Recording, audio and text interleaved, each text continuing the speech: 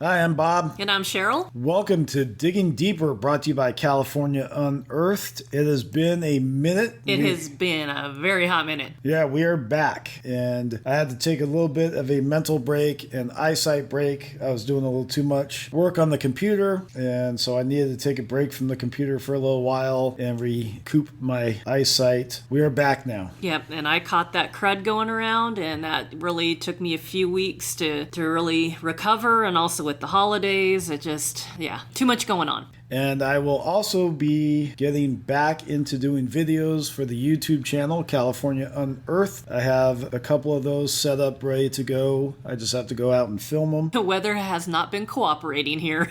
No, it has not. It's been rainy, and then sun shines for one day, and then it rains again. It's Northern California. What do you expect? Mm-hmm. But today, we're going to talk about a story that I've been wanting to do since I very first started this podcast. And it's a story that I found while visiting the town of Downieville, California. And a lot of you are probably wondering, where is Downieville? I've never heard of that. Downieville is a small mining town in the gold rush country outside of Grass Valley. We'll talk about that. So this story is about Josefa Segovia, the only woman hung in California. That's so interesting. Yeah, when I found out about it, it was really interesting to do the research and to learn all about it. There's a lot of weird kind of things about the story because you'll see that there's a bunch of witnesses, but nobody can get the whole story straight. It's kind of weird. But I want to get started with a quick history of California just to set up this whole story. And it's going to make sense once we get into it why I'm doing this. But it's just going to be a very, very quick history of California. I'm not going to go into a lot of detail about any of this. It will literally take maybe a minute and a half, and then we'll move on. But it's important for the story. Okay. So on September 28th, 1542, the very first European explorer, a Spaniard, Juan Rodriguez Cabrillo, arrived here in California, and the Spanish remained in control of California until 1821. In 1821, Mexico fought for their independence from Spain and won,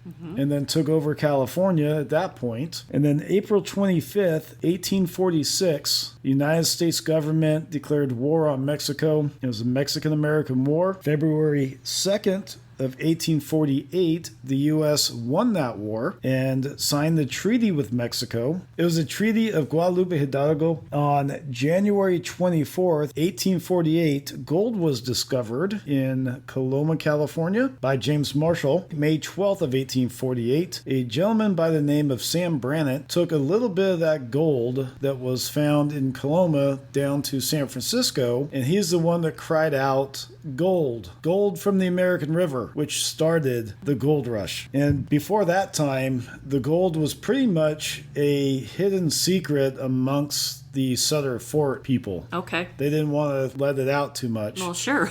And Sam Brannett happened to have a store there at Sutter's Fort, and a couple of the guys paid him in this gold. He then took that gold to San Francisco and did exactly what I just said he did. Had to open up his mouth. He did. Well, and the thing about him, real quick, I know I said this is going to be a real quick history, but the thing about Sam Brannett is after he did that, he went on to buy all of the shovels, picks, pans, everything from all the ships that were coming in. So he kind of had a monopoly. And overcharged.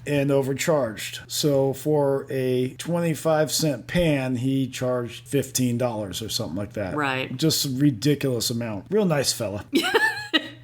On September 9th, 1850, California had become a state. Now that, like I said, real quick history, fast and furious, I know. I spent a little time there on Sam Brannett, but it is what it is.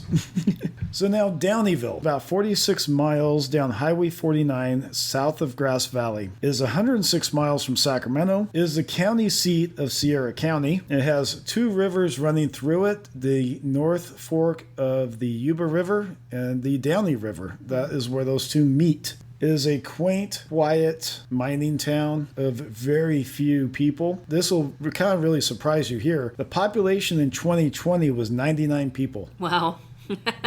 So in the summer of 1849, a group of miners stopped at the North Fork of the Yuba River to pan for gold to see if there was any in this area. And sure enough, this area was rich with gold. So in November of 1849, Major William Downey, with a group of men, with the help of a Conecuh Native American, Jim Crow, an unfortunate name, set up a settlement with tents and log huts on the banks of the Yuba River. One side of the river was called Durgan's Flat. The other side of the river was Jersey Flat. Both communities together was referred to as the Fork. And the Fork is a very common name for communities by the river during the Gold Rush era. There was one place in Trinity County called the Forks as well, which later became Helena.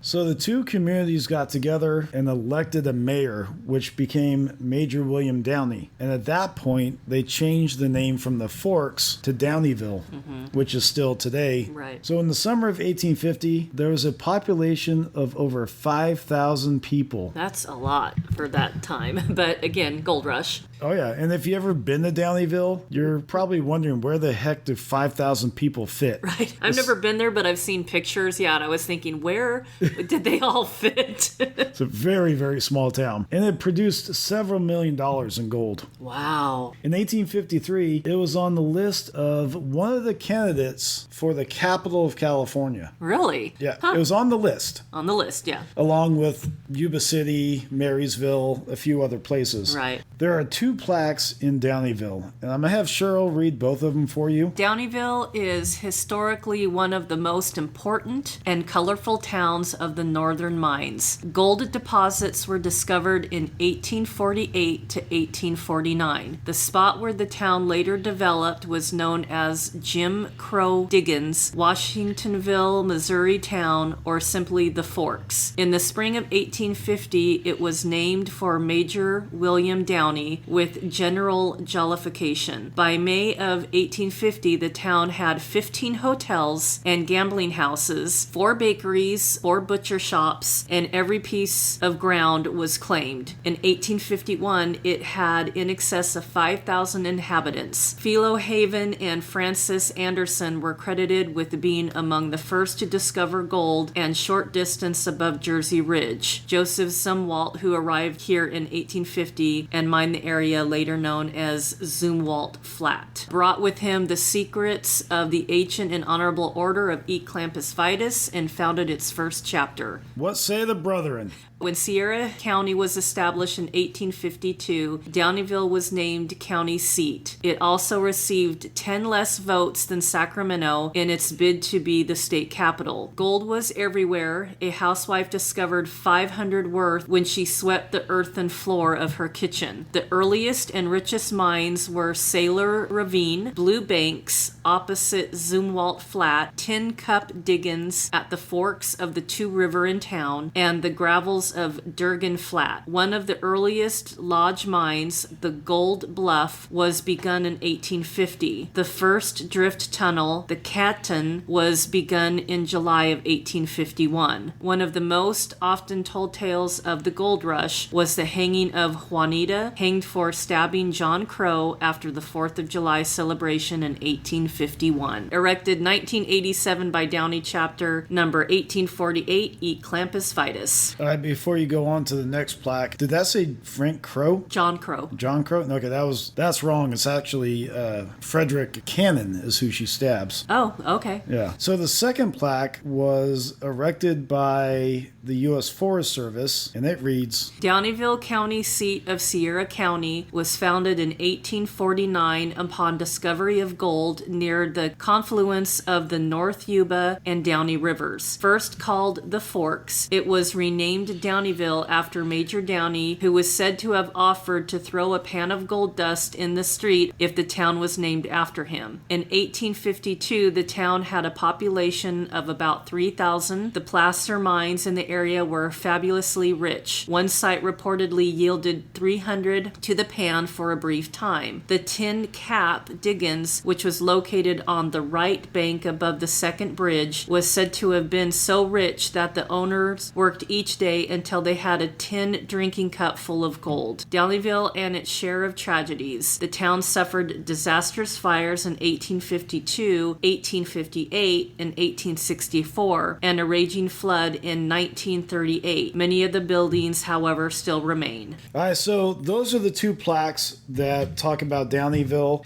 and I got those from the plaque website. Did not read those directly from the plaque, so there may have been a couple of spelling errors in translation. I know you said tin cap is actually tin cup. Oh, okay. But that's okay. Like I said, it's probably mistranslated on the website. And so the reason why I had her read both plaques is you see that there are some discrepancies and differences between dates and numbers and things like that. But for the most part, it's pretty much the same. You get the gist of it. You get the gist of it. But Downieville today is very popular for mountain bikers. They travel there on I don't know what they call it. It's a biking tour that happens every year. That they go through there. And so the residents of Downieville are used to that. That's a good money maker for them. So it's not the Tour de France, it's the Tour of Downieville. Well, or Tour de Downieville. Tour de Highway 49 or something. And then the other event that happens each year is the Clamper Doings. Oh, yeah. Which I am involved in. And that's how I found out about Downieville. And Juanita is through the Clampers. And that happens one weekend a year in August. And all the hotels are full. They're probably full like a year before. Yeah, they are. They really are. All the hotels are booked a year before. And we take over the town for the weekend. So if you're thinking about visiting, don't go around August. The end of August. Unless you want to see some funny things. But that was Downieville. And if you do go there during that time, what happens in Downieville stays in Downieville. So yeah, they have a couple of events, big events that help bring money into the community. And there's actually the newspaper, and I can't recall the name of the newspaper, but it is still in existence from the Gold Rush days. Wow, that's cool though. It is cool. It's one of the oldest newspapers continuously running. Wow. Today. I'm not going to say it's the oldest newspaper because I don't know, but it's one of the oldest newspaper. Now, the other thing I want to talk about before we get into Juanita or Josefa is the women of the time. Alta California during the gold rush was full of men, immigrants, but not a lot of women. And women were sought after. A lot of men would spend all their gold dust just to look at a woman. Not touch, not do anything, just to have their eyes onto a woman. So women in California at the time were few and far between, like I said. So for that reason, women in California at the time, the very few that were here, were highly cherished individuals. And it didn't matter what you looked like, how pretty you were, how ugly you were. It had no bearing on any of it because all these women represented home and families that these men left behind to come to the gold fields of California. They represented a civilization that didn't exist here in California at the time. Yeah, I remember California was a very wild land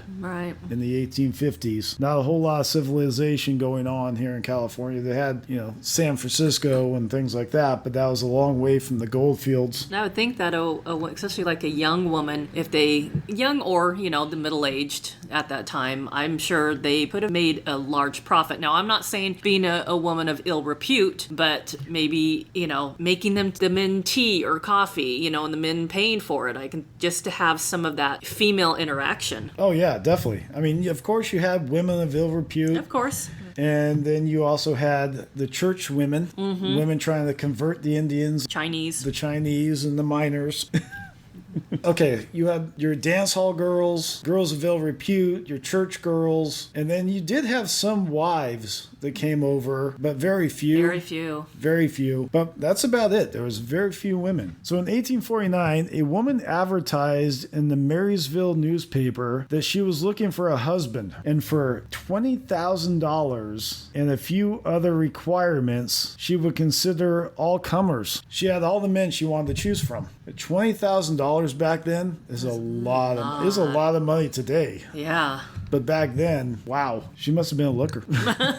And so there was also another story of a miner that charged $5 a head to his guest for his wedding. And it was no surprise when he had standing room only at his wedding. Wow. Because back then they didn't have a lot of gatherings other than if you went to church. But I would think that a lot of the miners back there probably really didn't go to church. You know, I mean, you were from another country, you didn't really know the language. So if you think about it, the get-togethers in town, dances and things were a big deal. It was a time to get together and catch up. Right, definitely, for sure. And then the one thing about E. clampus vitus and the clampers, let me give you a really quick history on the clampers because it's kind of important on this subject that we're talking about here with women. E. clampus vitus is a fraternal order of miners, of men, because these miners weren't allowed to become oddfellows or masons. They weren't brought in. They were rejected by those two groups. And so they created their own group called the clampers, E. clampus vitus. So one of their big beliefs was that if a miner died and he was married and had kids, that E. clampus vitus, the group, would take care of the widow and the children financially and make sure that they were well taken care of when their father and husband had passed. So that was a big part of E. clampus vitus. They wanted to take care of these women and children. Right. I think that's so noble of them to do that because I really kind of doubt that the Masons would have done something like that. So also, if you hear the term widder, that also is part of the clampers.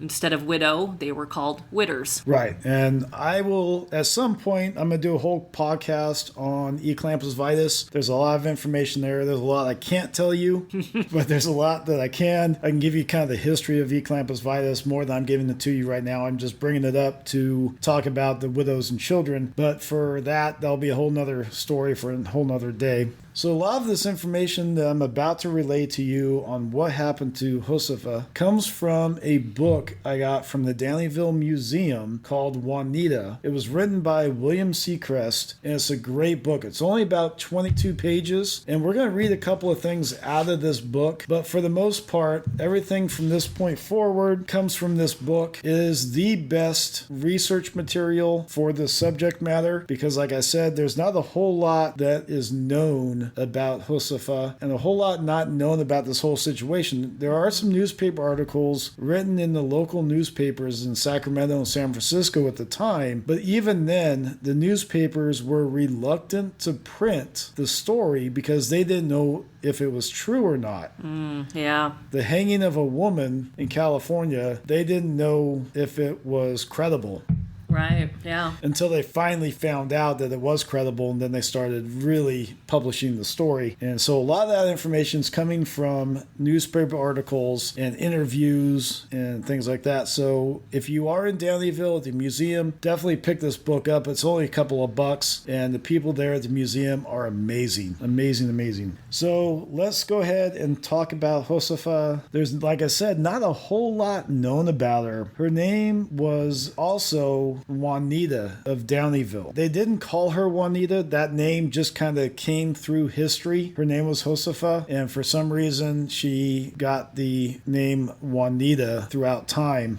That's interesting. Yeah. So like I said, there's nothing really known about her. She was about 23 to 25 years old, and I'm going to have Cheryl read a description of her that comes from the book Juanita. George Barton, an eyewitness to the trial and lynching, claimed to have known Josefa well. In a manuscript published by the Grizzly Bear for November 1923, Barton recalled that the Mexican woman was a plain person about 23 or 25 years of age, neat and tidy in dress and person, quiet demeanor, and like all her race had raven black hair and a dark complexion, and lived with her husband or protector on Main Street, Downieville, near where Spalding's store now stands. I knew the Mexican and the woman well, as I had to pass their residence several times a day to come from our claim on Jersey Flat. J.J. McCloskey, also had early resident of Downieville, wrote in the San Jose Pioneer for November 12, 1881, as follows. She was about 26 years old, slight in form, with large, dark, lustrous eyes that flashed at times like a devil's. She was a Sonorian, and all agreed that her character was good. That is, she was about the average of camp women of those days. All right, cool. And so some say that she was a saloon girl, while others say that she was even lower in society than even a saloon girl. And she lived in a very tiny shack or cabin on Main Street, like Cheryl just said, with her husband Jose, who was a slender man. So Jose wasn't allowed to strike a claim of his own due to the fact that he was Mexican, which I find really sad. Yeah. And a lot of them, even the Chinese, weren't allowed to take claims of their own. And so he became a gambler for a living. So Jose would deal cards at the Craycroft Saloon, and in the morning, Josefa would meet up with him. They would clean up the saloon and then walk to their tiny little cabin to rest for the day. And a big problem back then were a lot of these miners would stare hungrily after Josefa. And this fact will come back up here a little bit later, and that's why I bring this up. Well, it's no surprise that the men would stare at her. I mean, again, females were far and few between, and, I'm sure maybe she was a woman, and, just the femininity, and they wanted to look at her. But yeah, I'm sure that some of them did look at her very lustfully, and they were men. Oh, yeah. No, most definitely. But she was happy with Jose. Yeah. So seems like it. She didn't partake in egging him on or anything like that, according to the records. So here's what happened on that lovely day.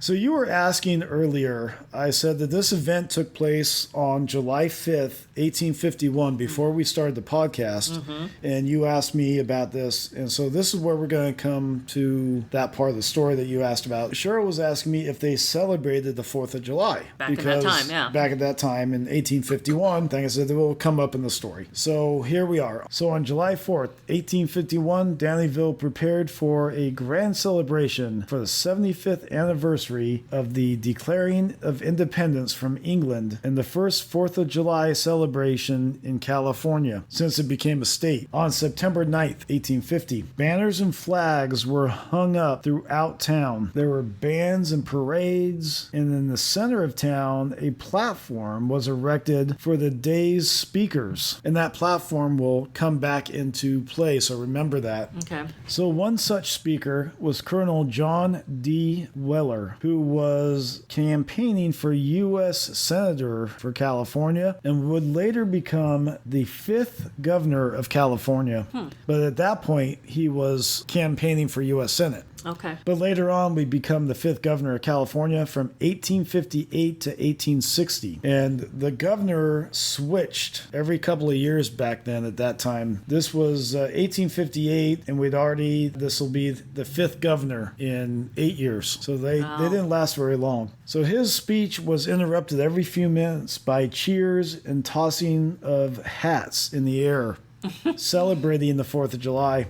Most of the miners gave up the work for the day and headed into town to celebrate the 4th of July. Well, sure. And in celebrating the 4th of July in the miner way obviously meant the saloons were full. Of course. By the afternoon, there was barely a sober man in town. Several hundred miners staggered from saloon to saloon. Yeah. Drinking that rot gut whiskey. Example, a shout went out in front of a tent saloon as a fight broke out and a man was stabbed. The assailant was quickly apprehended by the drunken miners and tried on the spot. Wow. The trial took place in about 5 minutes, and the guilty man was flogged while spread eagle on a hitching post. Wow. So that is going to come into play as well. Okay. So this man stabbed another man in front of a tent saloon and within 5 minutes was tried. No, a fight when people are drinking? So remember this incident. Okay. All right. The trial within 5 minutes of him stabbing the guy, and then he was flogged. And back then, that's how these miners took care of anybody who would be doing something that they didn't agree with. Obviously, stabbing the guy deserved it. Right. But I do remember another story of another gentleman stealing somebody's boots. They caught the guy. They made him pay for the drinks of everybody in the saloon for stealing this guy's boots. But then once he had paid for everything and he was out of money, they threw him out of town. Oh, so you gotta go. And once leaving town, he restole the boots. A little salt in the wound. Yeah, a little salt in the wound. So it's quick justice going on in the gold rush days. But you also have to remember, California is now a state. And so the laws of the land of the United States are supposed to take place, but this is also the Wild West, the rugged wilderness. They kind of do their own justice, minor justice at the time. And I say all this because this is all, once again, going to come into play a little bit later. Okay. So let's go ahead and talk about who Fred Cannon was. So Fred Cannon was a very well-known, well-respected miner in the area, and sometime after midnight, he reached the peak of drunkenness where good decisions flew right out the window. So he decides to search out a friend who he had issues with. Wanted to start in the fight. Wants to get a fight. Instead of fighting, these two end up making up, resealing their friendship by drinking several bottles of champagne while trying to outdrink one another. Oh, jeez. And singing songs at the same time. You know how it goes. Oh, yeah. Let's drink and sing. Yeah. Sounds like a great time to me. So the need for fresh air was required by Cannon. Two of his buddies that were with him, Lawson and Charlie Getzler, who stumbled out the front door of the saloon and down the street. They stumbled arm in arm down the street, holding each other up, I'm sure. They're jostling from side to side, so that this is telling you that they can't stand upon themselves without falling down. Out of it. So the three men find themselves outside of Josefa's cabin when Fred Cannon fell against the door, tearing it from its leather hinges. Ooh. I repeat, tearing it from its leather hinges and sending him falling and tumbling into the cabin. So that tells you that Josefa and Jose don't have a lot of money. Right, yeah. And that this cabin is put together with whatever they could find. Whatever they had, yeah. Yep. Cannon laughingly came to his feet while picking up a scarf off the floor and wrapping it around his neck. There's some dispute in the story in California history. Some say that Cannon intentionally broke down the door with the idea of making advances on Josefa. It was even said that he had been fruitlessly pursuing her for some time and had been ignored by her. This is going to be, once again, coming up later on. Okay. So that's why I'm bringing this up now. According to Getzler, he was one of the gentlemen that was with him. He told Cannon to put the scarf back, take it off his neck, put it down. And as soon as they saw Josefa, they put the door back and left. Okay. Stumbling down the street and forgot the whole incident ever even happened. So the next morning, they obviously must have gone to bed because this is now past midnight. And so the next morning, Cannon and Lawson went to the doctor to get medication for Cannon's hangover. No. This was at 7 o'clock in the morning. And guess where the doctor's house was? Probably next door to, Josefa's. It was right next door to Josefa and Jose's. Yep. At some point, Jose must have seen Cannon and Lawson go into the doctor's house because Jose showed up over at the doctor's house telling Cannon that he owed them money for breaking the door. Okay, which would make sense. Right. And he said, "You must pay me for the damage you did to the door," busting it down off the hinges.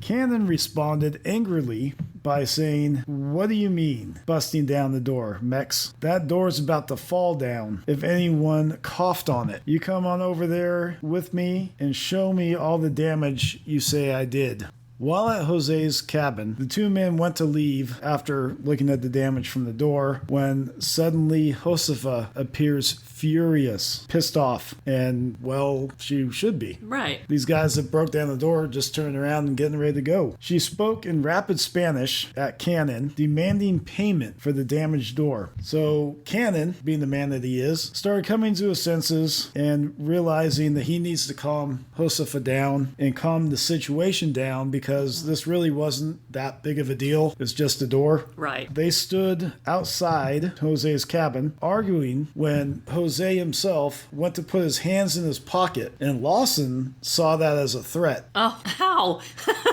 Well, he says, "Don't you even think of pulling a knife on me, Mex, or I'll knock your damned head off." In which Cannon stated, "I'm getting mighty tired of standing out here arguing with a lying son of a bitch about nothing." Cannon would then raise his fist as to hit Jose, but Jose protested and wasn't looking to fight Cannon. Cannon was a much bigger man than Jose was, and he knew that he wasn't going to win any fight against him. That's when Josefa pushed herself between the two men, still speaking in rapid Spanish, saying, "Come on, why don't you hit me?" She was being a little spicy. Yeah. So as she stood arguing with Cannon, Jose would try to get her to go inside and defuse the situation with Cannon and Lawson. Since Josefa and Cannon were arguing in Spanish, so Cannon was speaking Spanish, he was arguing back to her in Spanish. Oh, okay, that's interesting. Yeah. Yeah, okay. So a lot of the people who were now beginning to gather Right.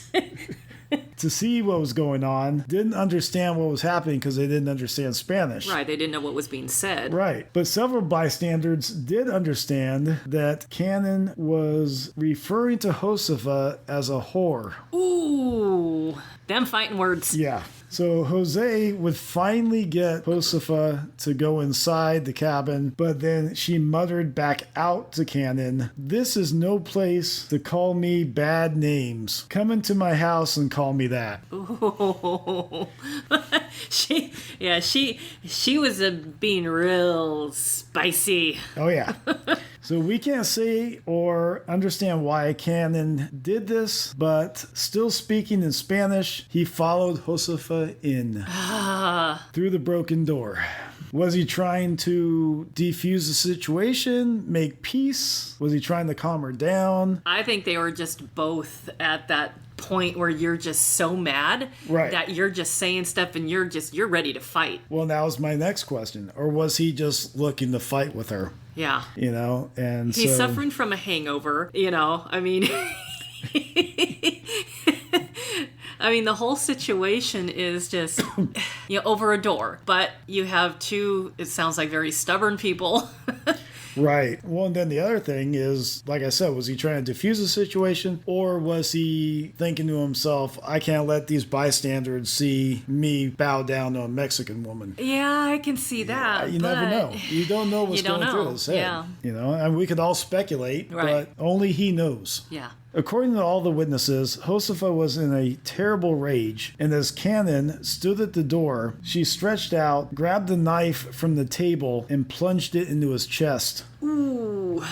Lawson had followed him into the door, and when he got to Cannon, Cannon fell back into his arms and said, "See, the woman that stabbed me." Lawson and several friends carried Cannon next door to Dr. Hunter's house, where Cannon passed away just a few minutes later. Wow. I wonder where... So she got him in the chest. I wonder if the heart? I'm sure that she got him right in the heart. Wow. It was reported that Josefa and Jose took advantage of the chaos and fled to Craycroft Saloon, where they attempted to hide. But this is where I want you to read that other section of the book. There is a section in the back of the book that is like additional notes. And so this is one of those additional notes I'm going to have Cheryl read. Barton's recollection is that the woman then escaped to Craycroft's saloon by the back way. There the gamblers hid her and tried to make a stand against the mob that had quickly collected. At that time, the banks of all these rivers were lined with miles of camps and men, and word seemed to pass from one camp to another as a message would now be conveyed by telephone. In 2 or 3 hours, men arrived by thousands, and other men guarded Craycroft's big saloon in such numbers that the gamblers soon weakened and were compelled to lead the woman forth. There being no jail there at the time, they placed her in a log cabin standing on the north side of the lower plaza back to the speaker's platform. So once again, that platform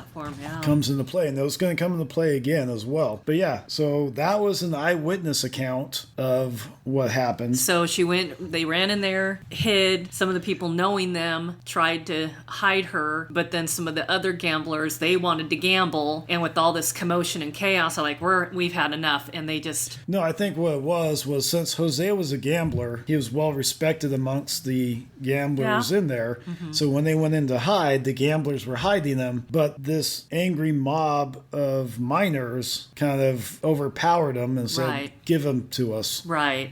And so that's exactly what they ended up having to do. So the news of a Mexican woman stabbing and killing a popular white miner rapidly spread throughout town and throughout the camps and communities, creating an enraged mob of hungover and still drunk miners. Yeah. Yeah, I remember they really were celebrating 4th of July. Right. In all the saloons. So a lot of these miners were still drunk. Right, because it's still pretty early in the morning. Right. And if not still drunk, have hangovers. Yeah. So as Cheryl just read there, Josefa and Jose were under guard by 3 miners and were hauled off over to the plaza and to the platform. By 9 o'clock, this is now 2 hours later, a local rancher named John Rose had been named trial judge. Oh. And 12 jurors were selected. Dang. It was a kangaroo court. Yeah. At first, the angry mob wanted to hang the two on the spot, right there on the platform. So one of the crowd's leaders mounted the platform and declared, we'll give them a fair trial first, and then we'll hang them. The mob approved and settled down. So now you have a group of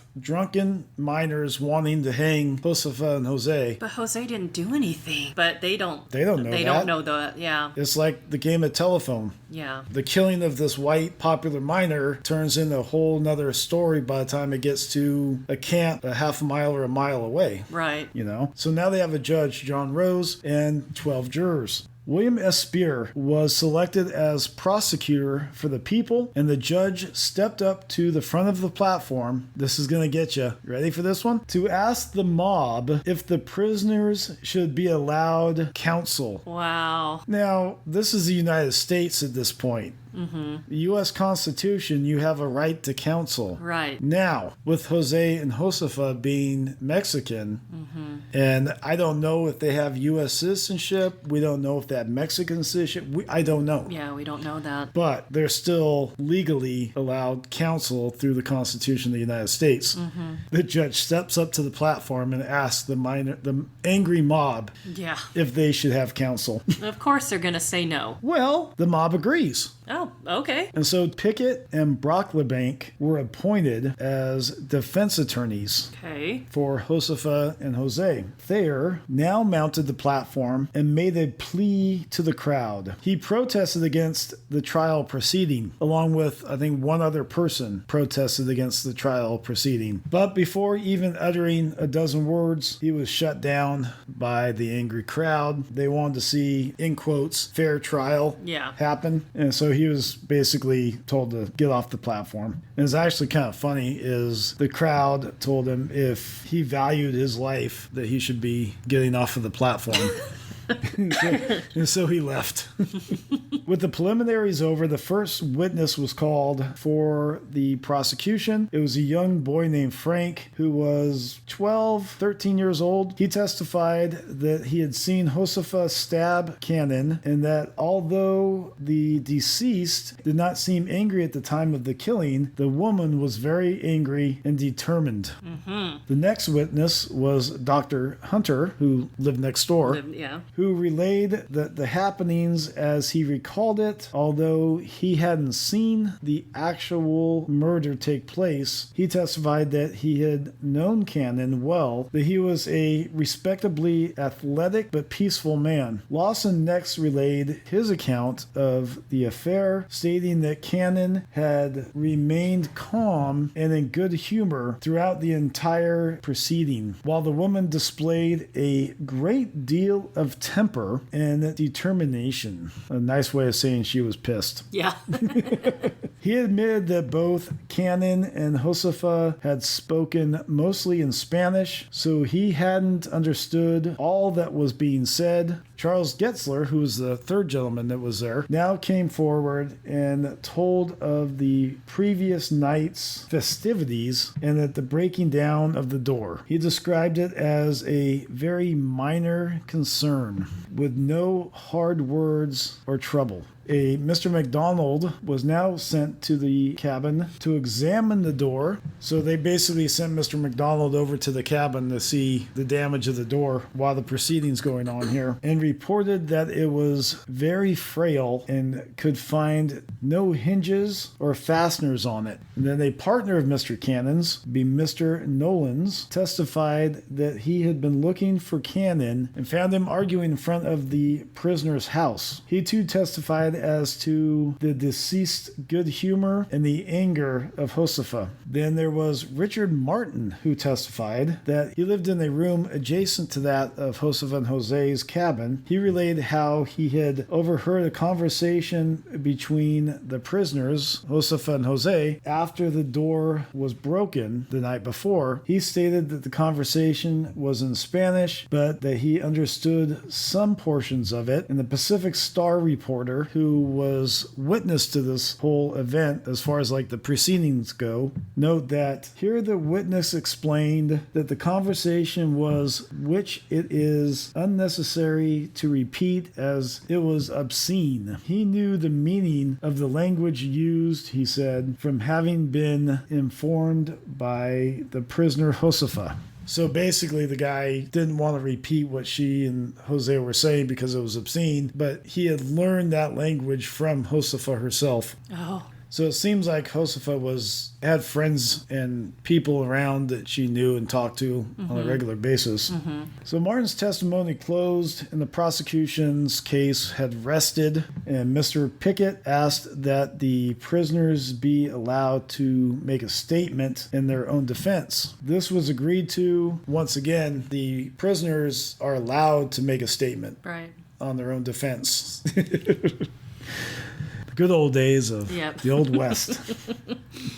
So this was agreed to, and Jose stepped up. His testimony was much as the prosecution had explained, that he stated that Cannon had called Josefa a whore and that he tried to enter the house still calling her bad names, and so she stabbed him. Josefa herself would then step forward to tell her story. Her recollection of the event was much like that of the previous claims with Jose's and the prosecution, with a significant exception. This is a direct quote. "I took the knife to defend myself. I had been told that some of the boys wanted to get into my room and sleep with me. A young Mexican boy told me so, and it frightened me so. I used to fasten the door and take a knife to bed with me. I told the deceased that was no place to call me bad names. Come in and call me that. As he was coming in, I stabbed him."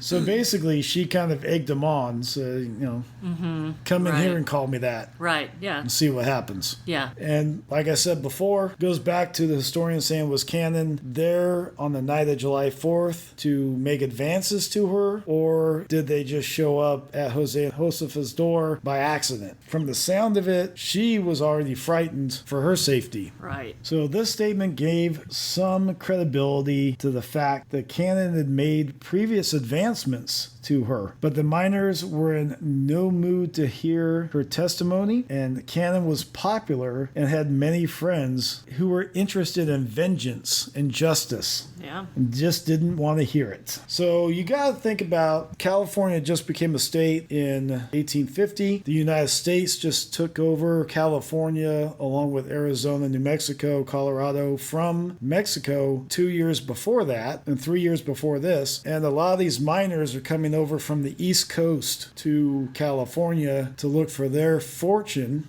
in gold. A lot of them have never seen a Mexican before. Yeah. And they've dealt with Native Americans on their side of the country, but they've never dealt with Mexicans. And so they're looking at the Mexican people as a lower class of people than they are, much like they looked upon the Native Americans. Right. As they're going to look upon the Chinese and everybody else. Mm-hmm. So Josefa really has no chance here. No, she doesn't. Whatsoever. Yeah. And it's a kangaroo court taking place on a platform that was built for a 4th of July celebration. Right. Sad. But it's interesting that this angry crowd of miners agree to a trial. So after Jose and Josefa speak, the judge, Judge Rose, adjourns the trial so that the defense has time to go get additional testimony for their defense before they rest. Mm-hmm. So he adjourns the trial until 1:30 that afternoon. So while this is at rest, during that time, Cannon's body, which is now on display in a large tent,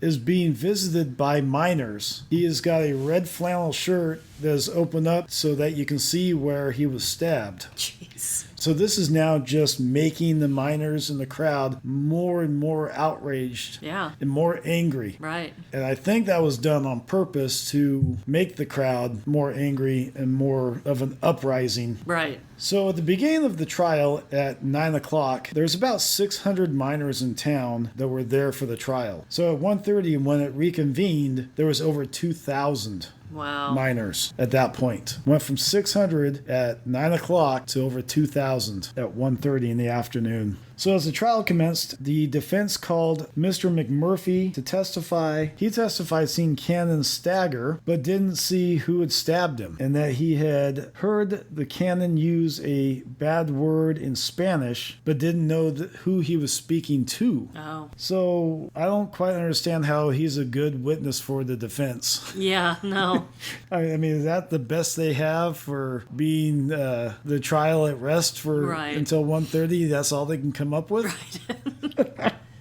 Well, it's not. The defense had a secret weapon up their sleeve. It was Dr. Cyrus D. Atkin, who claimed that Josefa was 3 months pregnant, and if they hung her, they'd be hanging 2 lives. Right. So that they should think twice before acting too rash. So the prosecution quickly refuted the claim and said that it was a trick to avoid Josefa and Jose from being hung. So the two counsel, defense and prosecution, agreed to get a second opinion from Doctors Chamberlain, Hunter, and Harley. So Downieville had 4 doctors to verify that the findings of Dr. Atkin were as so. Right. So they took Josefa off to a cabin for an examination to find out if she was really pregnant or not. As Josefa was being examined, the mob once again is becoming outraged and wanting her to hang. It was just another way of outraging the crowd, thinking that this pregnant woman's going to get away with killing one of their own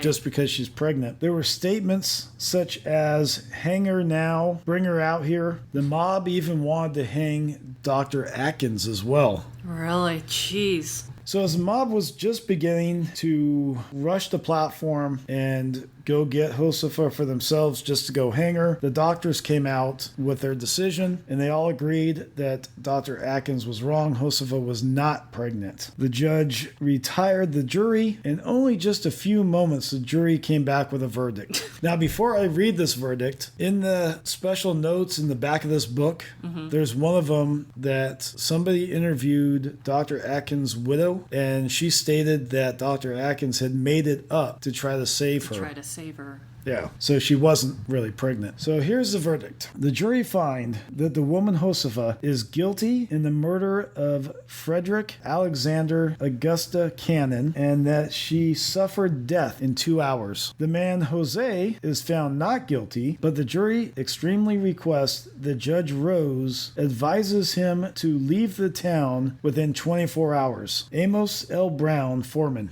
So Josefa is guilty and is to be put to death within 2 hours, and Jose has to leave town within 24 hours. So Josefa is taken away stone-faced to a nearby cabin and held there to wait for her hanging, but she was allowed to be visited by friends that she chose. In the next 2 hours. The sad thing is nobody came to her rescue. None of the miners who believed that she shouldn't be hung. And you have to also remember the guy, Mr. Weller, who was running for U.S. Senator. He was still in town. Mm-hmm. He didn't say a word. He let this happen. He was running for U.S. Senate. He didn't want to lose the vote of all these miners. Right. So he didn't get involved in this. He could have gotten involved. Yeah. And had the cavalry come up and stop this from happening. He could have stopped this from happening, period. Yeah. But he didn't get involved. So he became U.S. Senator, and then he became governor of California. I wonder if that ever came to his thoughts again. Oh, I'm sure it did. You know, that he sat there and could have done something, and he didn't do anything at all. He didn't do anything. Right. Well, he was being selfish because he knew if he spoke up, like you said, he would lose the votes of the miners. Right. And yeah, his career would be over. Yep. And then, like I said earlier, Dr. Atkins, they're wanting to hang him too. And I'm sure that they ran him out of town after this was all said and done. Yeah, I'm sure he had to leave. Right. So the hanging was to take place on the Jersey Bridge on a makeshift gallows at the lower end of town. And the odd thing about this is there's actually a plaque on Juanita that was put up by the clampers. Mm-hmm. And once again, I'm going to talk for a second. E-Clampus Vitus, not only do we take care of the widows and children, but the other thing that we do is we plaque historical buildings because we are a California Historical Society. And so we make sure that all of this history is remembered by putting bronze plaques on these buildings and on certain sites. So there's a bronze plaque that we put up for the hanging of Juanita. The funny thing is, it's on the wrong bridge. Oh no. Oops. It's on the bridge coming into town, and it should be on the bridge on the lower end of town. Oh. But I kind of understand why they put it there. It's going to get more traffic being seen there, but at the same time. Yeah, it should have been historically accurate. Right. So there was over 2,000 miners who showed up along the banks of the river to watch this horrible event. Josefa was brought out to the makeshift gallows, and basically all it was a beam put in between the bridge, and there were some beams at the bottom that were tied up with rope, so all they had to do was cut the rope with the axe, and then she would fall. Wow. Yeah. So the Pacific Star correspondent, who I said witnessed all of this, he writes, and I quote, "As the time approached for the execution, the prisoner was taken to the gallows, which she approached without the least trepidation. She said, while standing by the gallows, so I was informed, that she had killed the man Cannon and elected to suffer for it, that the only request that she had to make was that after she had suffered, that her body should be given to her friends in order that she might be decently interred. The request was promptly complied with, and she extended her hand to each of the bystanders immediately around her and bid each of them, adios, senor. Voluntarily ascending the scaffold, took the rope and adjusted it around her neck with her own hand, releasing her hair from beneath it so as it would flow free. Her arms were then pinned, to which she strongly objected, her clothes tied down, the cap adjusted over her face. In just a moment, the cords which supported the scaffolding had been cut, and she hung suspended between heaven and earth." Wow. Yeah. That all took place in one day. July 4th, they're all celebrating 4th of July. Very next day, they're hanging the Mexican woman that next night. Yeah. A kangaroo court on a platform that was made for a celebration for independence. Mm-hmm. So, after hearing that, your thoughts? It was such a tragic event. You had people partying, having a good time, getting majorly drunk, inebriated, you accidentally stumble and fall through a door. I don't think that I think that he was so drunk, him and his friend were so drunk, they were just walking and staggering. I don't think, in my opinion, I just don't feel that he had any ill intent on doing something to Josefa. I think they were just walking, staggering. He staggered into the door. It broke. Of course, if she was trying to sleep, that would have scared the crap out of her. Totally get it. That's probably why she was so angry, especially maybe being him. I don't know. Maybe there was a time that he was trying to flirt with her. Who knows? We don't know that. But I just don't think there was ill intent. It's such a shame that she let her temper get the better of her. No, I agree. It's you look at somebody like Cannon. He knows he's well liked. He's a macho kind of guy, probably, and I know guys like him. And it could have been something so simple, like you said. He broke the door, and Jose is coming at him, going, "Hey, you need to pay for my door. You broke it." Yeah. Instead of Cannon going, "You know what? You're right. I apologize. I did break your door. Here's a little bit of money to fix the door." Yeah. He wants to get angry and fight with this Mexican couple. Right. Because he doesn't see them as equal as he is. Yeah. And just says, "I didn't break your damn door," and wants to argue about it. Right. Or he probably did not remember it, being so drunk. Right. Probably has no recollection. True. He probably of it. blacked out. And I can remember. see if somebody came up to me and said, "Hey, you broke my door," and going, "What are you talking about?" "No, I didn't." And then you get into a confrontation, or not, Right. Physical, but you're yelling at each other because you think you're right. Right. And I think the argument could have stopped, or this whole situation could have stopped with the arguing, and he could have just walked away and they could have dealt with it later. But he went and called her a whore. Yeah. See, that was... And yeah. And that just flared her temper up even more, which I understand as a woman. I mean, Right. That would have got me to the next level. But, unfortunately, he could have walked away and said, "I'm not going to follow her into the hut," which he should have. But yet he was at this point a crowd, and maybe he wanted to act like he was Mr. Macho and not let, this Mexican woman yell at him in front of everybody. He does that, and this tragic event happens. It's just, unfortunately, 2 lives were taken because of a broken door. Right. That's so sad. And what I find interesting is Cannon knew Spanish. Yeah. Because he's arguing with her in Spanish. So at some point, I don't know anything about Cannon's life either. Right. So at some point, he learns Spanish. Mm-hmm. So has he been in California for many years? What's the background of Cannon? Right. Does he have a little bit of respect for the Mexican people? Yeah, we don't know. I don't know. I don't know. Yeah. And not a lot of people do know. And like I said earlier, the newspapers in Sacramento and San Francisco weren't going to run the story at first because they didn't think that this was real. Yeah. That they hung a woman. They hung a woman, yeah. So there are reports of a woman being hung before this in the gold fields in 1850, but there's no evidence of it. Okay. Absolutely no evidence. There's just stories. So with no evidence, you can't really verify it. This one is verified. It's definitely For verified, sure. yeah. So there's one more thing I want you to read in the book, and it's the last thing. It's about the burial of Josefa and Cannon, and I want to make a little comment after you're done reading it. Okay. J.J. McCloskey recalled that Josefa was buried behind the old theater that he was managing at the time. Barton's recollection was that Josefa and Cannon were buried side by side in the local graveyard. Later in the 1870s, the bodies were reinterred when the old graveyard plot was made available for mining. At this time, still according to Barton, Josefa's skull was removed, and for some years it was used as a part of the initiation ceremonies of a local secret society. So are they saying that which secret society? It doesn't say. It doesn't say. I'm hoping it wasn't the Clampers. I hope it's not the Clampers. I don't see them doing that. No, either do I. So I also heard, and the reason I had you read that, you see a little bit of discrepancy. One guy says that she was buried behind the theater. Mm-hmm. The other ones say that she was buried in the local cemetery that was then moved. I have a third story. It's just legend, and I got it from the Historical Society, the County Historical Society. Mm-hmm.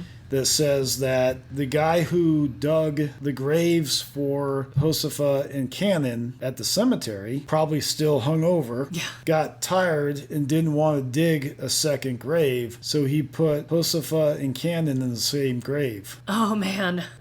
And that he didn't give me a year, but at some point there was a huge flood that flooded the cemetery, and there were coffins floating down the Yuba River. Oh, wow. And so that cemetery has been wiped out, completely wiped out. Yeah. So this is the first I've ever heard of somebody stealing their skull and using it. Yeah. You know. I hope that's not the case. Right. So do I. And this is, like I said, these are two other recollections of it. Right. So we don't know if either one of these guys is correct. Yeah. You know, or if the legend that I was told is even correct. Yeah, who knows? Yeah, I don't know. But all I know is Josefa's grave does not exist anymore, nor does Cannon's grave does not exist anymore in Downieville. Wow.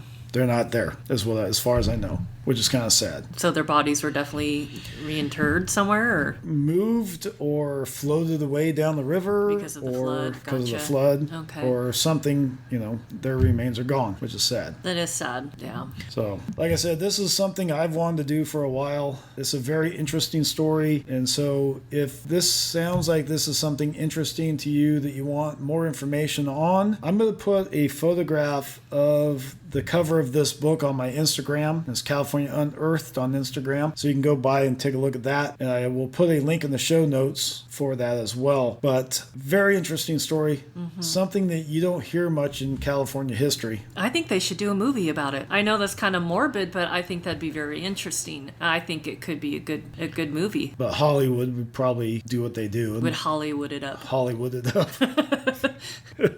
Exactly. Well, hopefully you guys enjoyed that. I have another subject I'm looking into doing some research on for the next podcast that I think will be very interesting. It will get away from death and murder. It'll be something a little on the lighter side. And it'll have to do with transportation history. Okay. So look forward to that. And we will see you guys on the next episode of Digging Deeper. Thank you for joining.